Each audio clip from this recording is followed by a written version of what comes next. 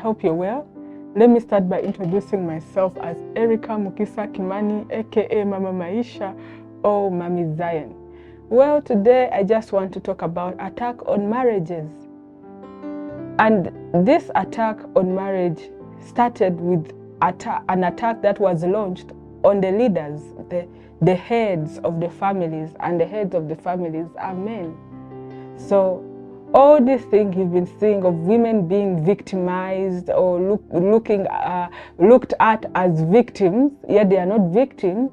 Not every woman is a victim, and not every woman is not like, it's not like every woman is not a victim. I'll give an example. There are men who are being abused in marriages. They are victims of domestic violence, but they have nowhere to go. And there are women who are victims of domestic violence, but they have somewhere to go. The law protects women more than men.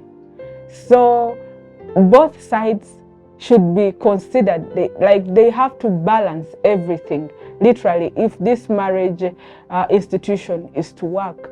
And then you see, when you look around, everywhere there is an office somewhere that is advocating for women's rights, women's empowerment, women emancipation, and women this. When you look around and see all that, you ask yourself, what about the men? Because I have a daughter and a son. I would want the system to balance everybody's rights, like to be fair, you know? But what is happening now, the system has empowered one sex over the other. That's why you see men getting tired of staying men and trying to change so that they become women and get favors, get opportunities, you know, get to be listened to because they've not been listened to for a long time. And now there is this trending story of Hakim and his wife. Is it Hiba? Yes. That story of Hakim and his wife divorcing has circulated social media because men are feeling like for the first time a man has gotten justice. And he has gotten justice by being shrewd. By willing all his properties to the mother, he was able to get justice. So do you see where the family institution is heading? Where nobody can trust the other? And that's exactly what the enemy has been trying to build. They are building a new world order where the family institute is being crushed slowly by slowly. You'd have no authority over your child. There is no order. The husband cannot control the wife. There is no order. He cannot protect and guide his family. There is no order. It is an order out of chaos. And a community starts from a family. So without good family setups, there is no moral values, there is no culture, there is no structure anywhere. Everybody lives the way they want to live. And that is exactly what the enemy wants. Our God is a God of order. The enemy wants to disorganize and then build his kingdom. Jesus said, thy will be done. Thy kingdom come, thy will be done on earth as it is in heaven. But the enemy says, do what thou wilt. He wants you to do whatever you feel like doing, even if it's against God. And you know what? The people who are serving in the kingdom of darkness have been given rights, the right to sin. And the people who are following the principles of God are looked at as conspiracy theorists. They are looked as people who are mentally not okay. But just look at it this way. A man will wake up and say, I'm a woman. A woman will wake up and say, I'm a man. They are protected by the law. Someone who say, this is against the will of God, this is not godly, that person is a criminal. Can you look at how corrupt the system has become? I mean, life is spiritual.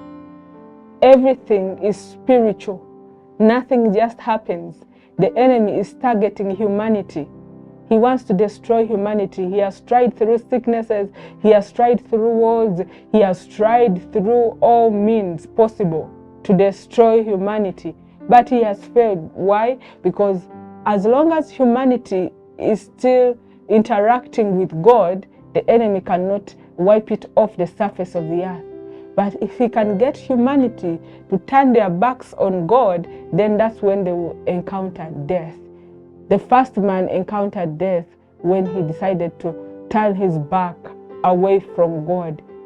That's why you think so much, there is a certain lady, a Nigerian gospel artist, who died because of domestic violence. Why? Men have not been nurtured, but women have been nurtured. Parents tend to spend their time to nurture girls, forgetting that the boy child also has to be groomed. He has to be raised, he has to be mentored. So now you see so much domestic violence. You see women dying in their marriages, a man filming a wife, when the wife is committing suicide. I tried to do a video on that and it was taken down because, some information the enemy does not want people to see and to know. But open your eyes and understand that nothing is just happening.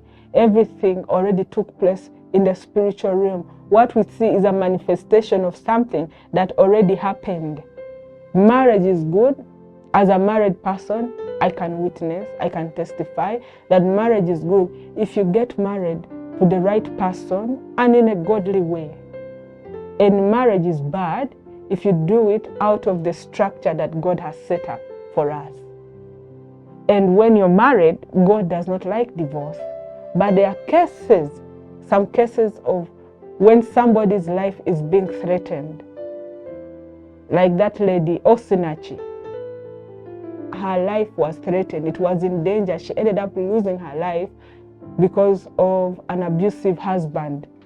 So there are such cases. And in a scenario or in an event that divorce has to happen, there has to be an equal distribution of resources. If you worked with your husband from scratch for him to attain whatever he has, then it's fair that you split the wealth so that both parties are satisfied.